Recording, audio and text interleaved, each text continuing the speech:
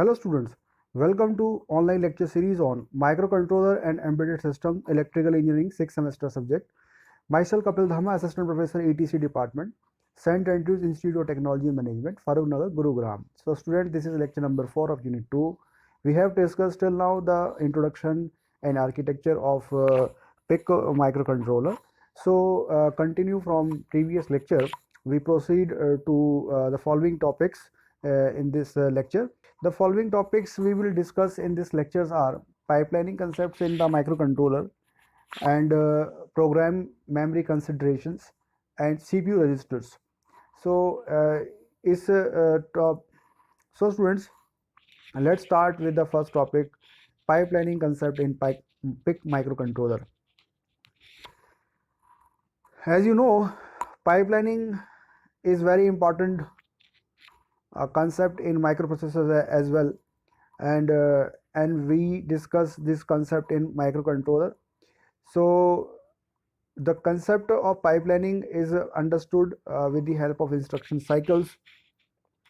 Instruction cycles consist of four stages, Q1, Q2 and Q4. So fetch, execute, okay, तो fetch, execute and decode.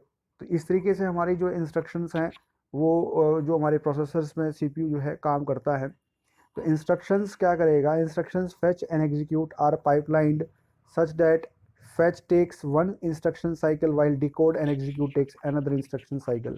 तो कहने का मतलब ये है स्टूडेंट कि जब भी आपका इंस्ट्रक्शन कोई नेक्स्ट आएगी या उसको फेच करेगा आपका कंप्यूटर, तो पहली इंस्ट्रक्शन के अंदर पहली जो आपकी साइकिल होगी उसमें आपका फेच का काम होगा.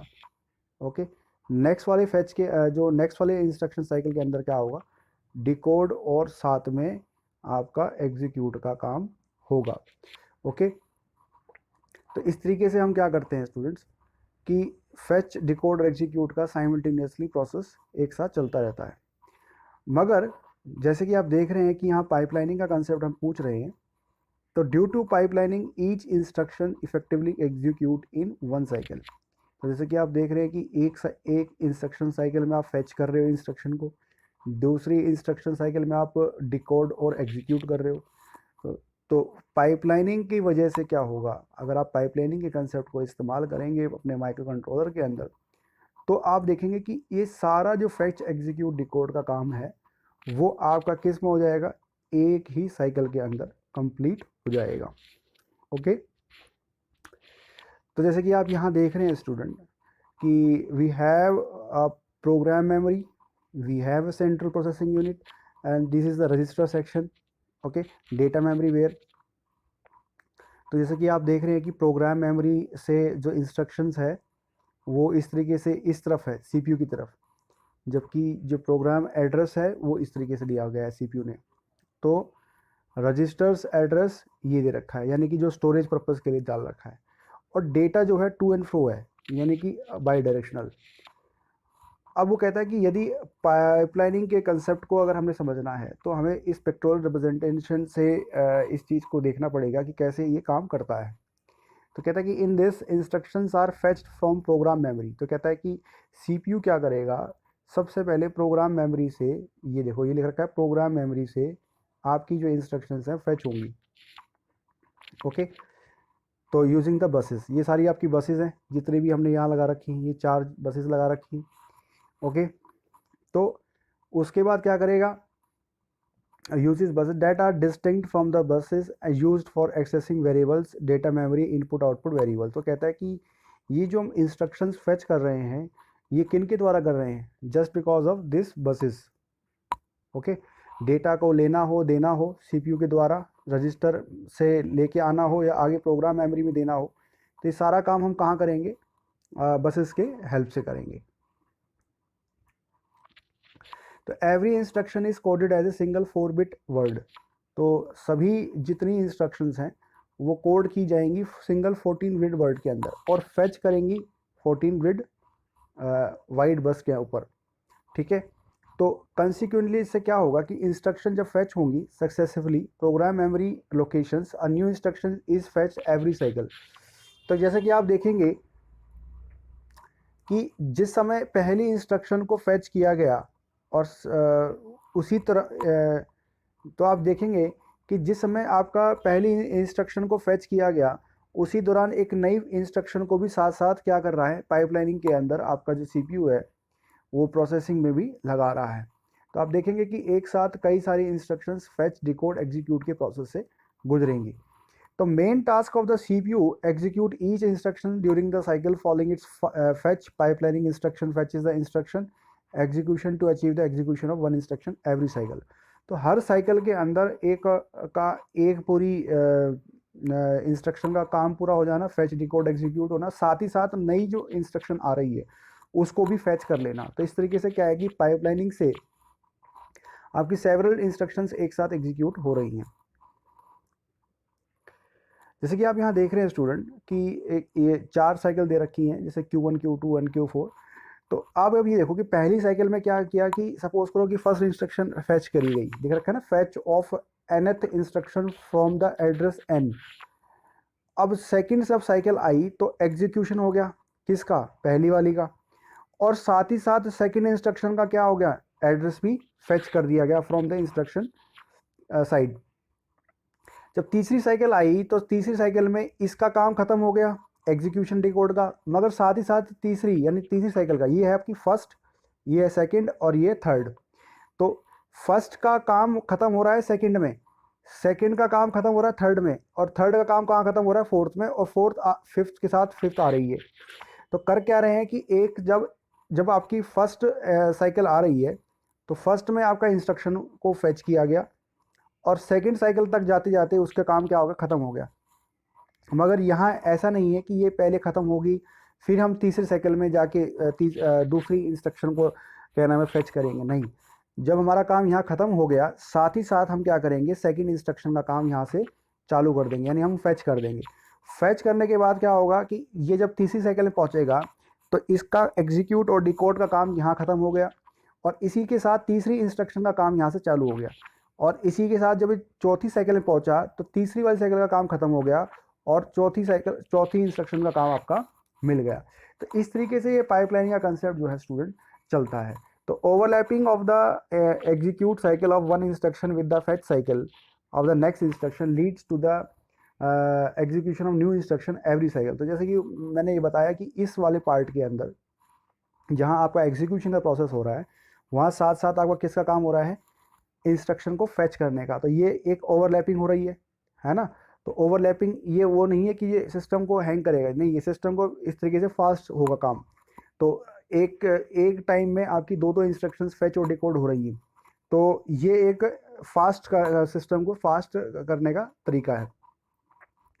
अब as a instruction is fetch during the second cycle go to the new address whose work is to change to the normal flow of the instruction fetches from one address to the next address। जैसे कि मैंने अभी बताया process के अंदर कि second cycle तक आपका फर्स्ट साइकिल का फैच डिकोड का काम खत्म हो गया और सेकंड में ही थर्ड का क्या हो गया, फैच इंस्ट्रक्शन न्यू एड्रेस ले लिया गया, और थर्ड साइकिल में आते आते सेकंड वाले का काम खत्म हो गया और थर्ड वाली जो न्यू इंस्ट्रक्शन आई है फैच, उसका काम स्टार्ट हो गया।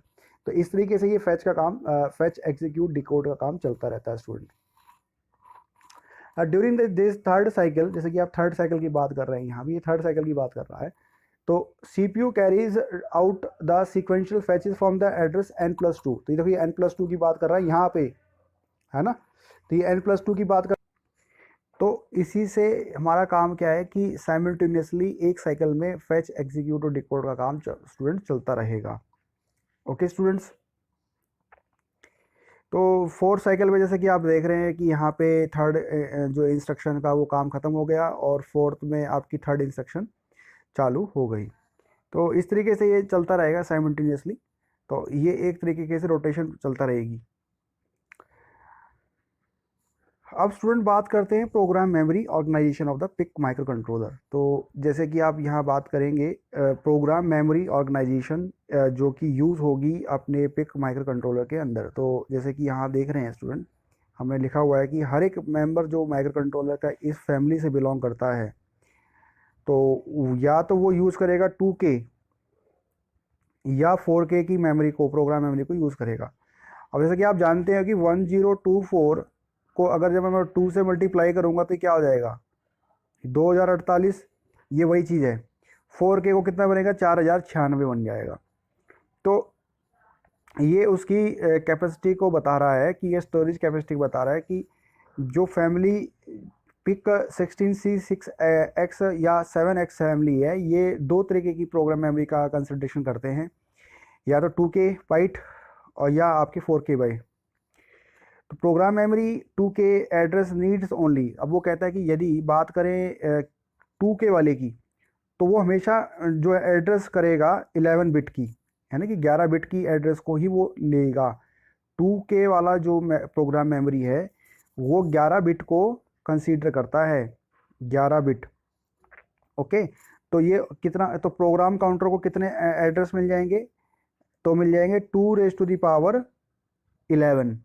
कितना आया वो 2048, यानी कि 2K आ गया। तो this is about the program memory. जैसे कि आप यहाँ स्टूडेंट देख रहे हैं, ये इस डायग्राम के अंदर ये आपका 2K का एड्रेस है, ठीक है, 11 बिट एड्रेस रेंज। तो ये चली गई है 000 से लेकर 7FF तक। ओके, और ये प्रोग्राम काउंटर का ये दिखा रखा है 13 बिट का, जिसमें आप इसको 11 बिट के तौर पे भी यूज़ कर सकते हो और 12 बिट के तौर पे भी यूज़ कर सकते हो। तो ये इसमें दिखा रखा है। और प्रोग्राम काउंटर में जो XX है, ये इग्नोर्ड बिट्स हैं, डिपेंड करते हैं कि हम अलग अलग कंडीशंस के ऊपर कैसे इसको आप यूज़ कर रहे हो। ओके स्टूडेंट्स, अब वो कहता है कि यदि आप इसको 4K एड्रेस की तरह यूज़ कर रहे हो, यानी इस वाले पार्ट को, तो आप यूज़ करोगे 12 बिट का काउंटर, 12 बिट का प्रोग्राम काउंटर आप यूज़ करोगे। अब बात आती है कि 4K और 2K part the upper bit और simply ignored during fetches from the program memory. तो ये कह रहा है कि जो अपर बिट्स हैं ये सिंपली इग्नोर्ड हैं। तो अपर बिट कौन सी हो गई, ये इग्नोर्ड बिट्स हो गई, इनको हम इग्नोर कर दिया करते हैं। ओके, तो इग्नोर करने का मतलब है कि इसका कोई यूज़ नहीं है। तो 2 addresses in the program memory space are treated in CPU। तो जितने भी ये 2 एड्रेसेस हैं प्रोग्राम मेमोरी में स्पेस में, ये CPU के अंदर ट्रीट होते हैं। The CPU starts up from its reset state and its program counter is automatically clear to 0। तो इसका कहने मतलब ये है कि जब भी आपका CPU एकदम से रीसेट स्टेट से स्टार्ट होगा, तो प्रोग्राम काउंटर के अंदर ऑटोमेटिकली जो भी एड्रेस होगा स्टूडेंट, वो सारा क्लियर हो जाएगा 0, और इनिशियली ये क्या होगा, फ्रेश स्टेट से ही स्टार्ट होगा। तो यानी कि जब भी आपके कोई इंस्ट्रक्शंस को फैच होना है, तो वो प्रोग्राम काउंटर में जो उस नेक्स्ट इंस्ट्रक्शन का जो एड्रेस आना है, तो वो ऐसा नहीं कि CPU को जब हमने रीसेट किया तो वो पुराना वाला कोई इसमें एड्रेस पड़ा हुआ है, नहीं। जैसे ही CPU ने को रीसेट किया गया, तो प्रोग्राम काउंटर के अंदर जो प्रीवियस जो वैल्यूज़ थी वो भी हमारे क्या हो गई, क्लियर्ड आउट हो गई। और इसी तरीके से हमारा CPU क्या होगा, फ्रेश तरीके से, नए तरीके से स्टेट में स्टार्ट करता है। अब बात कह रहा है कि ये कैसे प्रोसेस इसके अंदर इन्वॉल्व है। तो कहता है कि suppose with the content of address 00H being go to the main line instruction. तो जैसा कि आप देख रहे हैं स्टूडेंट्स कि मेन लाइन इंस्ट्रक्शन ये वाला, इसकी बात कर रहा है ये, क्योंकि ये पूरा ही प्रोग्राम काउंटर का सारा एड्रेस दिखा रहा है। तो कहता है कि 00H से आपका क्या हुआ कि मेन लाइन इंस्ट्रक्शन से आपका कंटेंट का एड्रेस वहाँ जाके स्टोर हुआ। अब सेकंड स्पेशल एड्रेस जो है 0044H पे ये वाला go into service is automatically loaded into the program counter when interrupt occur. तो ये कहता है कि हुआ क्या कि जब स्टार्टिंग में आपने कंटेंट का जो एड्रेस है 00H पे जाके वो मेन लाइन इंस्ट्रक्शन में वहाँ जाके स्टोर हो गया, उसके बाद सेकंड जो स्पेशल एड्रेस है वो ऑटोमेटिकली लोड कहाँ हुआ, 004H के अंदर। अब इससे क्या हुआ कि जब प्रोग्राम काउंटर के अंदर जब ये आएगा, लोड होगा प्रोग्राम काउंटर 004H, तो ये तब होगा जब आपका कोई ना कोई इंटरप्ट अक्कर होगा। इंटरप्ट अक्कर कब होगा, जब आपकी कोई ना कोई पेरिफेरल से कॉल आएगी, ठीक है। तो वो उस तरीके से जो हमने देखा था कि इंटरप्ट के अंदर हमने ये देखा कि जब भी आपकी कहीं से एक्सटर्नल पेरिफेरी या इंटरनल पेरिफेरी से कॉल आता है, तो जो मेन आपका जो इंस्ट्रक्शन पे काम कर रहा होता है आपका CPU, तो उस पर रोक के वह इंटरप्ट की कॉल को पहले रिसीव करता है। तो ये वही बात है कि जब सेकंड स्पेशल एड्रेस जो 004 automatically loaded into the program counter when interrupt occur. तो जो आपका इंस्ट्रक्शन का काम हो रहा था वो 004H ऑटोमेटिकली वहाँ लोड हो गया और आपका इंटरप्ट को वो रिसीव करेगा। अब जैसे कि आप देख रहे हैं कि सीपीयू ने बिगिन किया execution of the interrupt service routine by automatically loading the program counter for 004H। जैसे मैं बता ही रहा था आपको कि सीपीयू ने फिर क्या किया, अब इंटरप्ट सर्विस रूटीन आई है ISR, और उसको हैंडल करना स्टार्ट कर दिया। और आपका जो मेन लाइन पे काम चल रहा था तो वो 004H पे लिए टेम्परेली वहाँ रख दिया गया जब तक कि आपका ISR का काम कंप्लीट ना हो जाए। After the completion of ISR CPU returns to where it left off, यानी कि जहाँ भी वो आपका काम रुका हुआ था, जब उस इंटरप्ट आने से पहले जिस पे भी काम आपका CPU कर रहा था, तो उसका एड्रेस जो था वो आपका मेन लाइन एड्रेस के, मेन लाइन प्रोग्राम के एड्रेस के ऊपर उसने उसका एड्रेस रख दिया था।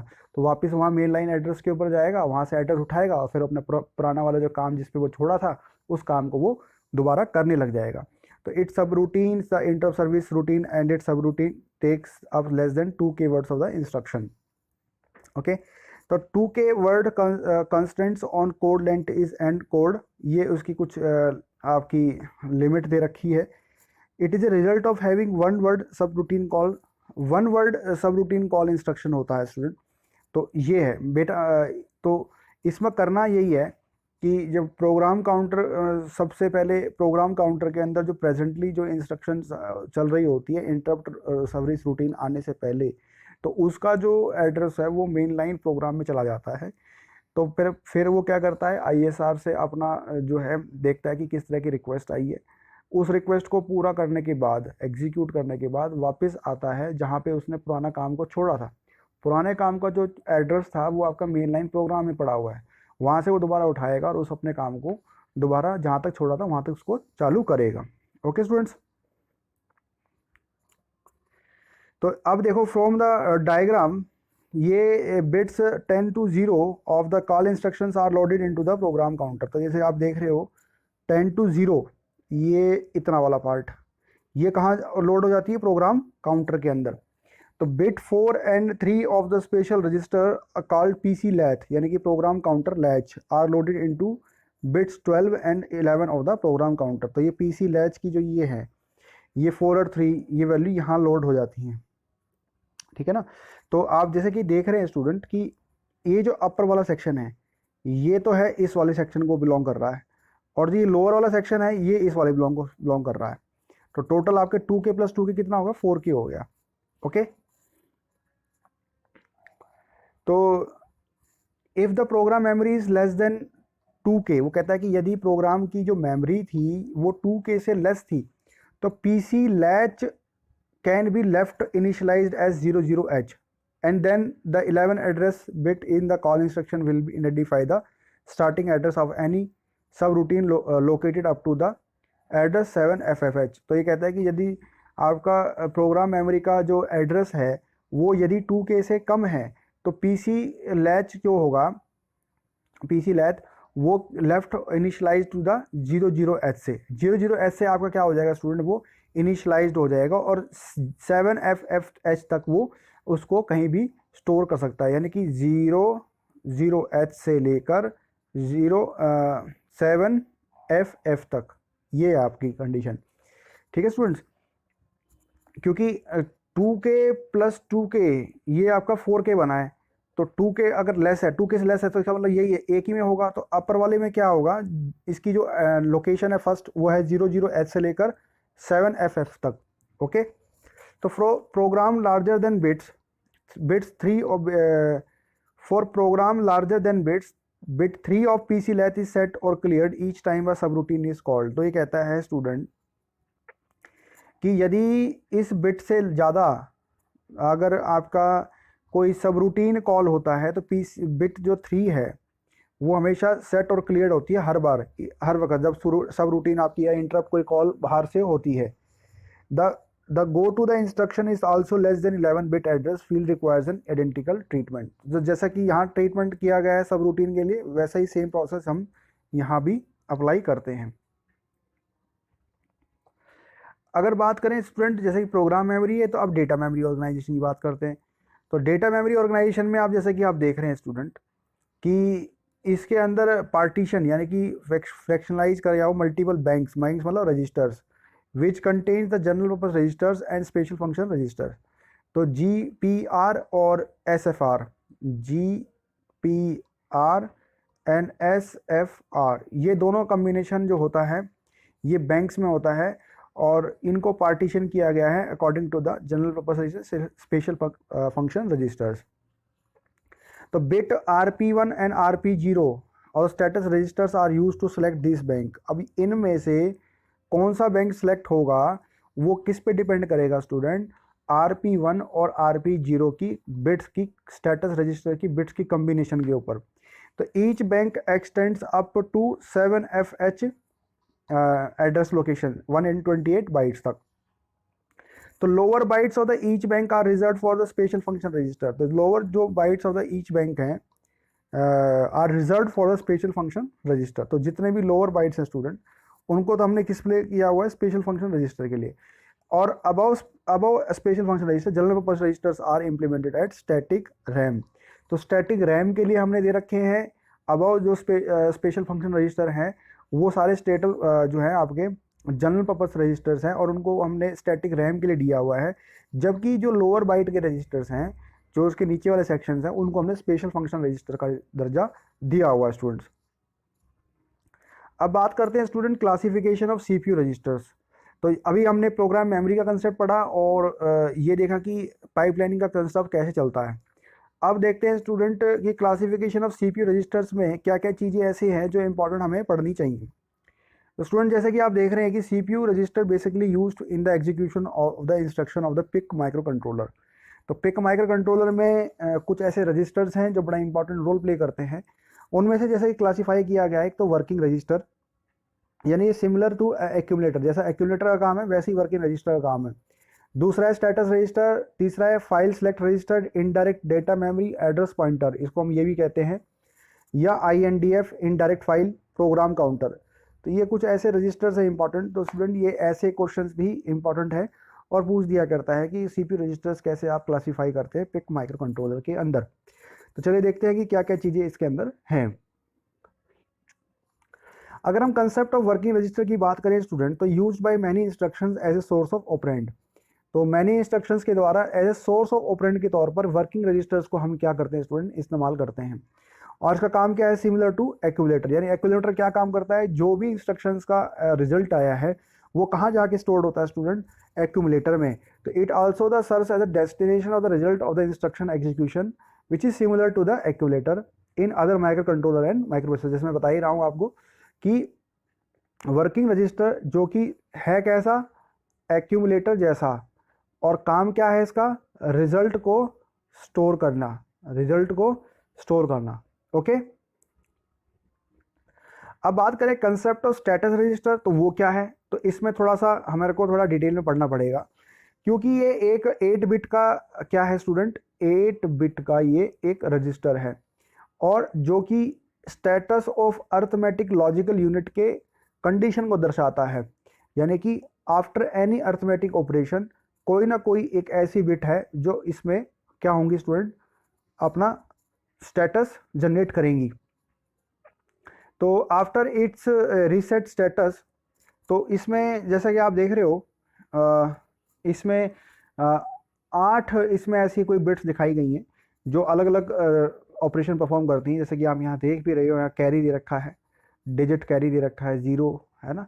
और ये IRP, RP1, RP0, जिसमें आपको अब RP1 RP0 के बारे में बता रहा था कि depending upon its combination RP1 and RP0 we will define the special function register and general purpose register की कौन सा रजिस्टर हमारा सेलेक्ट होगा। तो ये स्टेटस रजिस्टर का ही कंसेप्ट है।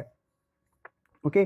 तो कैरी रजिस्टर के बारे में बात करें स्टूडेंट, तो यहाँ लिख रखा है कैरी रजिस्टर और कैरी बिट, या हम बोरो बिट भी कह देते हैं। तो कैरी जो C बिट है वो सेट होती है when 2 8 bit operands are added और सबट्रैक्टेड। तो 9 bit results can be occur. जैसे कि आप देख रहे हैं कि जब आप 8 बिट के रिजल्ट को ऐड करते हैं तो जनरली वहाँ पे कैरी जनरेट होगा। तो कैरी जनरेट होने से वो क्या बन जाता है? 9th बिट उसमें ऐड हो जाती है। तो इस 9th बिट को प्लेस करते हैं कहाँ स्टूडेंट? कैरी बिट के अंदर, सेट हाई हो जाता है। इसी तरीके से आप देख रहे हैं डिजिट कैरी और बोरो बिट।